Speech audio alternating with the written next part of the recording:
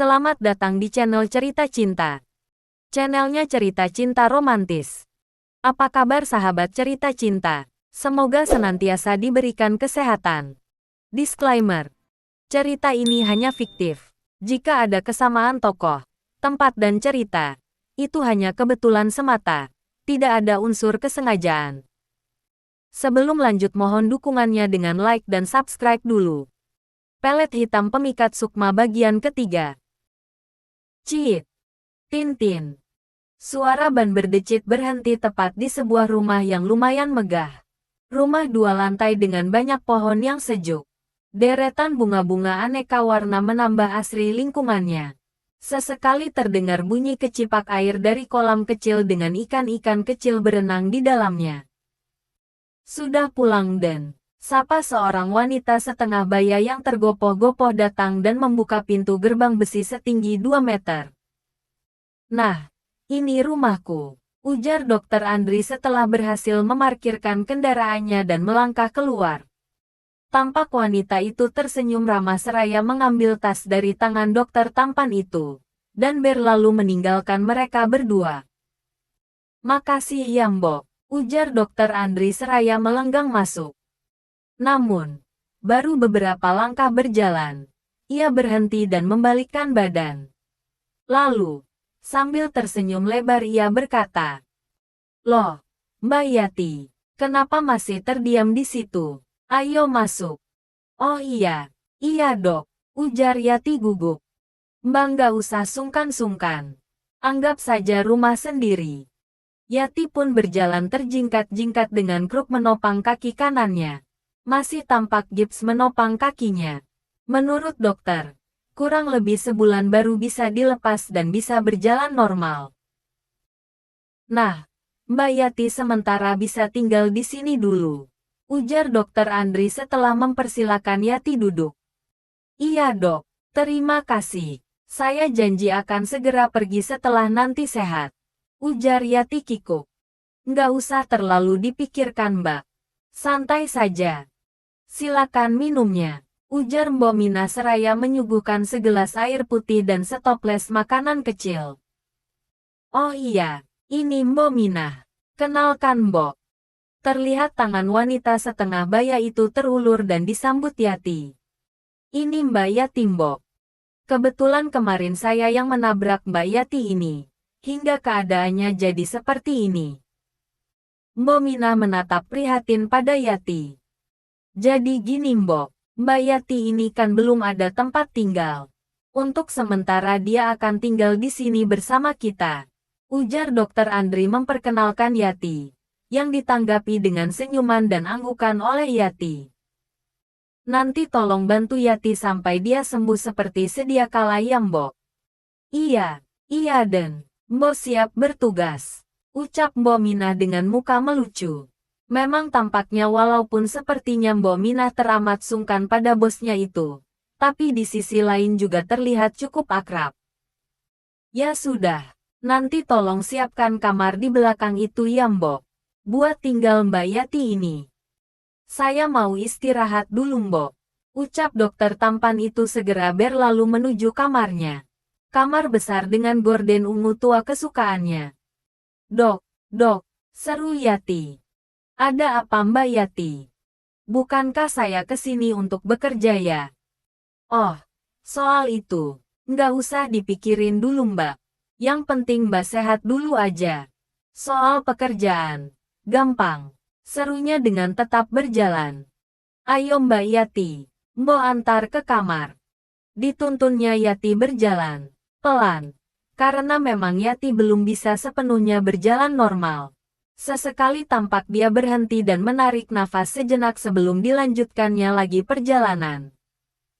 Tak berapa lama, sampailah ia di kamar yang dimaksud.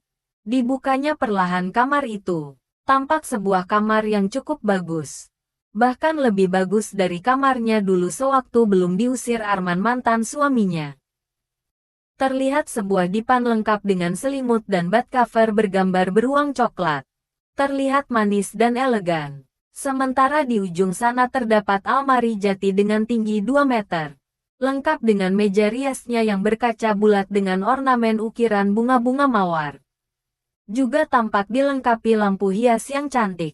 Benar-benar sebuah kamar yang cantik. "Mbok, ini kamar saya," tanya Yati keheranan dan takjub.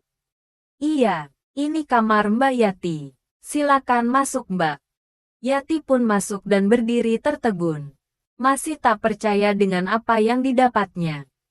"Pakaian Mbak Yati nggak dibawa masuk sekalian," ujar Mbok Minah menyadarkannya. Yati ingat, ia sama sekali tak mempunyai pakaian. Hanya pakaian yang melekat inilah yang tersisa setelah kecelakaan kemarin menghilangkan satu tas penuh pakaiannya. "Saya nggak punya Mbok." Yati menunduk. Matanya berkaca-kaca. Ia sangat terpukul dengan keadaannya. Setelah kehilangan suaminya, pakaiannya pun lenyap. Hilang sudah. Sementara itu, tiba-tiba Dokter Andri sudah muncul dari arah belakang.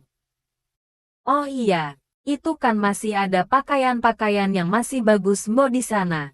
Coba kasih tahu Yati, siapa tahu cocok Mbok." Mbok Minah maju dan membuka almari pakaian di sudut sana. Diperlihatkannya pakaian-pakaian yang masih tersusun rapi di sana. "Nah, Mbak Yati, kalau Mbak Yati mau berganti pakaian, silakan dipilih saja ya," ucap dokter itu kembali pergi. "Makasih ya dok," seru Yati tanpa ditanggapi, karena saat itu sudah tak terlihat lagi batang hidungnya. "Makasih ya Mbok, untung saya ketemu Dokter Andri. Kalau tidak, saya tak tahu nasib apa yang bakalan menimpa saya Mbok. Dan dokter memang orangnya baik banget Mbak. Nggak segan-segan menolong siapapun yang membutuhkannya." "Ya sudah, silakan beristirahat dulu. Nanti kalau butuh bantuan, panggil Mbok saja. Mbok ada di ruangan sana," ucap Mbok Minah seraya menunjuk satu ruangan putih yang lumayan lega di ujung bangunan itu.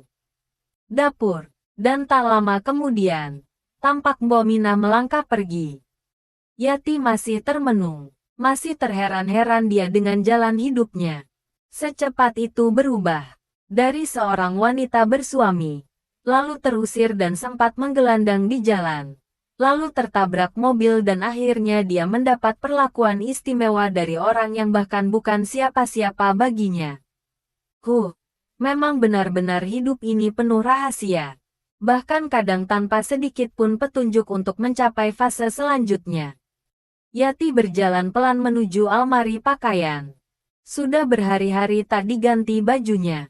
Terasa sedikit apek. Untung kemarin dia dirawat di ruangan VIP, sehingga tak keluar keringat banyak. Diambilnya satu persatu baju yang ada, dan dipantaskannya pada tubuhnya. Ajaib. Seolah-olah memang semua baju-baju itu diperuntukkan baginya. Semua terasa pas. Bahkan pemilihan warnanya pun benar-benar sesuai dengan seleranya. Kok aneh ya? Semuanya pas banget di badanku. Aneh, ujarnya pelan. Kira-kira siapa ya pemilik sesungguhnya? Ditutupnya pintu itu perlahan. Namun, saat daun pintu lemari yang berkaca itu menutup, tiba-tiba nampak satu bayangan berkelebat. Terlihat samar-samar dari bayangan di dalam kaca. Yati menengok ke belakang. Tak nampak siapapun di belakangnya. Mungkinkah itu Mbok Minah? Atau Dokter Andri? Sebenarnya ingin dia bertanya hal itu pada Mbok Minah. Namun diurungkannya saja. Ia tak ingin dicap kepo. Mereka belum lama saling berkenalan. Tak mungkin baginya mencorengkan citra buruk dengan bertanya hal-hal yang tak perlu. Lebih baik aku istirahat dulu saja malam ini. Mudah-mudahan besok bisa lebih baik. Aku tak boleh lama-lama menjadi beban di sini. Diraihnya sehelai handuk dan dibawanya ke kamar mandi. Tangannya mencoba meloloskan sedikit demi sedikit pakaian yang melekat di badannya. Perlahan. Masih tersisa sedikit rasa nyeri akibat kecelakaan tempo hari. Dihidupkannya kran. Dipilihnya air hangat agar kondisi fisiknya kembali segar. Segar sekali setelah berhari-hari tak mandi dengan benar. Hanya sesekali dilapnya ketiak oleh suster saat di rumah sakit.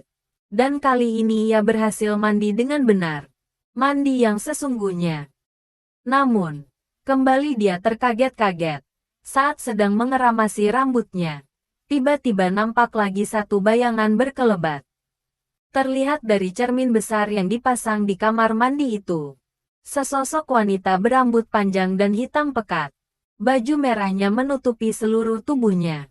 Wajahnya putih, terlihat samar-samar. Dan dia tersenyum menyeringai, memamerkan giginya yang runcing dan berlendir. Yati gemetaran. Tangannya seolah tak bisa digerakkan. Lututnya saling beradu. Dan sesaat kemudian, bruk. Yati ambruk tak sadarkan diri. Bersambung.